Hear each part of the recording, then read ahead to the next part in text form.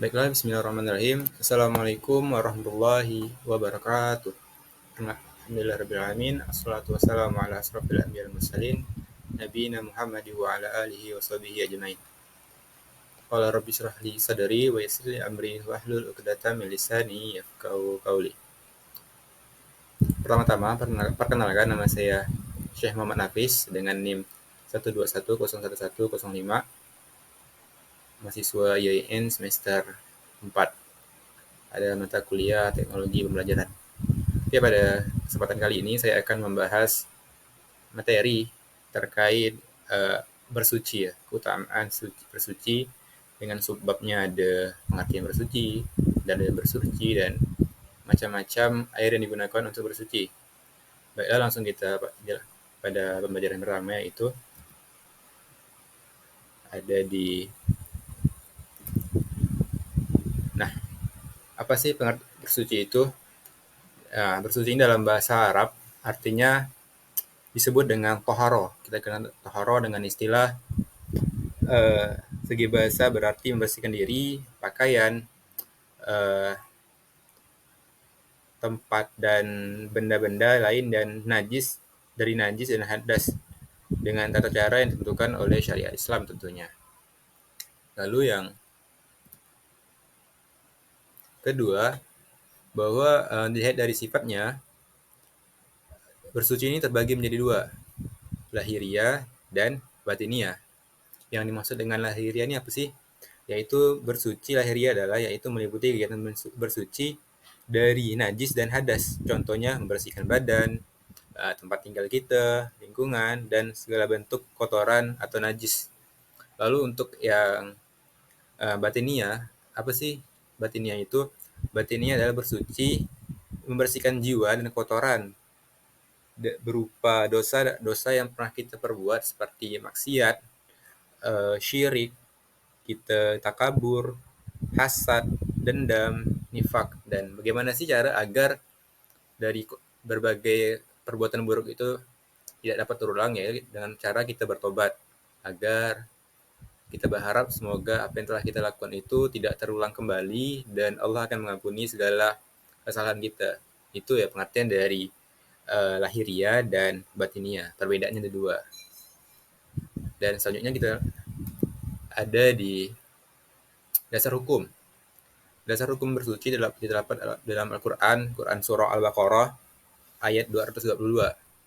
Di ayat terakhirnya ya, yang berbunyi, Innallaha yuhibbul tawwabina wa yuhibbul mutatahhirin. Artinya, sungguh Allah itu menyukai orang yang tobat dan menyukai orang yang menyucikan diri. Dan di sini ada, selanjutnya ada di slide yang ketiga. Selanjutnya, air sebagai alat bersuci. Secara garis besar, alat yang digunakan untuk tohara ada dua macam, yaitu air dan benda selain air, yaitu batu. Jadi air merupakan alat untuk bersuci paling utama. Namun demikian tidak semua air dapat digunakan untuk bersuci. Ada spesifikasinya dan pembagiannya. Tidak semua air dapat digunakan untuk bersuci. Maka dari itu, ada di slide selanjutnya. Nah, ada yang namanya air yang suci. Ada yang namanya air yang suci dan tidak mensucikan. Air yang suci dan mensucikan. Apa sih air suci dan mensucikan itu? Air suci dan mensucikan disebut juga air tohir mutahhir, yaitu air yang masih murni, belum tercampur dari najis dan dapat digunakan selama tidak memiliki bau dan rasa yang berubah. Dan di sini ada beberapa air yang suci, diantaranya yaitu air hujan, air laut, air dari mata air sungai, air sumur, air salju, dan air embun. Dari beberapa air ini boleh sah untuk dipakai bersuci, asalkan kandungan asalnya tidak berubah, tidak berbau, ya, dan tidak tercampur oleh najis, maka air itu diperbolehkan untuk kita lakukan bersuci. Selanjutnya yaitu ada air yang suci tapi tidak mensucikan. Maksudnya itu adalah air tohir gairul mutahhir, yaitu air yang halal diminum tetapi tidak sah untuk kita gunakan untuk bersuci. Air-air tersebut diantaranya apa sih? Air buah-buahan, itu air kelapa itu tidak boleh dipakai untuk bersuci, cuman bisa dipakai untuk kita minum. Lalu yang kedua itu air yang keluar dari pohon, air nira itu tidak boleh dipakai bersuci. Dan selanjutnya itu air yang sudah tercampur oleh kopi dan teh itu tidak boleh dipakai untuk bersuci karena udah berubah kandungannya. Selanjutnya yaitu ada air mutanjis, yaitu air yang sudah tercampur dari kotoran ataupun najis-najis. Nah, itu air yang tidak boleh dipakai untuk bersuci karena tidak hukumnya tidak diperbolehkan. Selanjutnya yaitu hikmah dari bersuci. Apa sih hikmah dari bersuci itu? Yang pertama gitu ya, dapat mengajarkan sopan santun. Kenapa sih? Karena ketika kita ingin bertemu Tuhan, bertemu Allah untuk sholat, ya kita pastinya harus bersih. Kalau kita bertemu orang aja, kita harus bersih, wangi, mandi dulu kan. Maka dari itu, hikmah bersuci itu mengajarkan kita sopan santun. Terutama ketika kita beribadah kepada Allah. Lalu yang kedua, agar orang lain merasa nyaman berada di dekat kita. Agar kita tidak menimbulkan hal-hal yang tidak disenangi ketika orang lain mendekat kita. Jadi dan itulah hikmah dari bersuci.